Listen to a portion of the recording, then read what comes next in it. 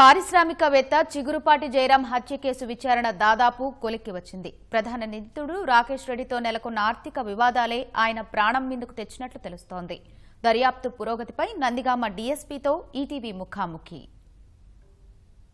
రాష్ట్రంలో సంచలనం రేపినటువంటి చిగురుపాటి జయరాం హత్య కేసు దర్యాప్తు దాదాపు పూర్తి కావస్తుంది. దానిపైన పూర్తి సమాచారాలు అందించేందుకు నందిగామ డీఎస్పీ బోస్ గారు ఉన్నారు.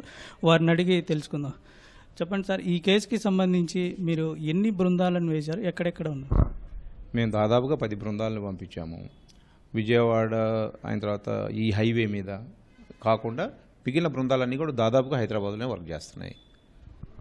ఈ కేసులో ఎంతమందిని మీరు విచారించారు, ఏమని దర్యాప్తులో తెలియదు?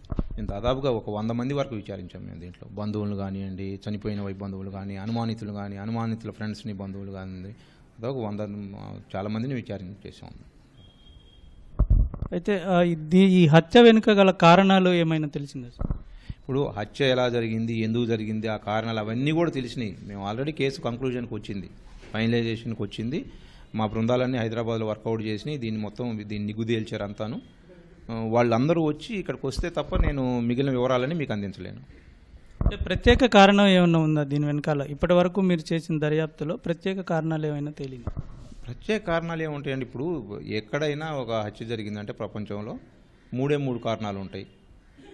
అయితే మద్యం మత్తులో కావాలి, వైన్, లేకపోతే వెల్త్, లేకపోతే ఉమెన్. ఈ 3 కారణాలు తప్ప మర్డర్కి ఇంకో ఏ కారణం ఉండదు. దాంట్లో ఏ కారణం వల్ల జరిగింది ఏంటి అనేది, ఎందుకు చేశాడు ఇతన్ని మర్డర్, ఎవరు చేశారు ఏంటి అనేది మనం ఆల్మోస్ట్ ఆల్ ఒక కంక్లూజన్కి వచ్చాం. వాళ్ళు మా టీమ్స్ వస్తున్నాయి. రాగానే మేము వాళ్ళని అదుపులోకి తీసుకొని ఎవరైతే బజ్లో వాళ్ళందరినీ తీసుకొని వస్తారు. రాగానే మీకు అందరికి మీ ప్రెస్ మీట్ పెట్టి చెప్పేస్తాం ఎవరు ఎందుకు ఎలా చేశారు, ఎందుకు చేశారు, దానికి కారణాలు ఏంటని. ఈ హత్య అసలు ఎక్కడ జరిగింది, అతను ఇక్కడ దాకా తీసుకురావటానికి గల కారణాలు ఏంటి? హత్య హైదరాబాద్లోనే జరిగింది. That's very clear.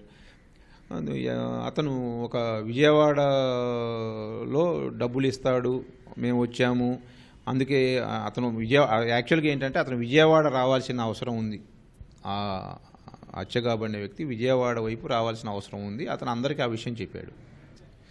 So Vijayawada వెళ్తుండగా ప్రమాదం జరిగింది అన్ని చిత్రీకరించడానికి ఈ వైపుగా తీసుకొచ్చారనేది మా ఆలోచన.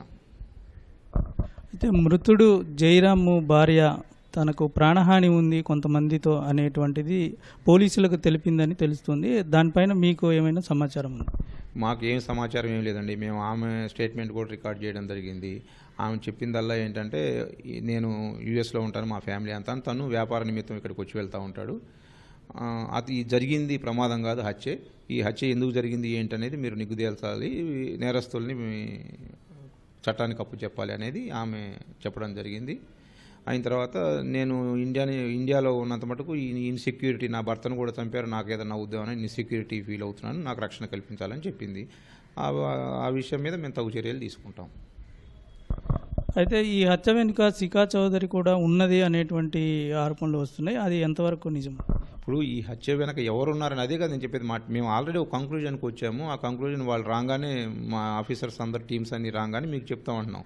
అందులో ఎవరు బాధ్యులు, నేరస్తులు ఎవరై ఉంటారో అది మీకు క్లారిటీగా మేము చెప్పేస్తాం. మేము ఇది మొత్తం మీద డిఎస్పీ బోస్ గారు చెప్తుంది. కెమెరామెన్ బిఎన్ఆర్తో జయప్రకాష్, ఈటీవీ న్యూస్, నందిగామ, కృష్ణా జిల్లా.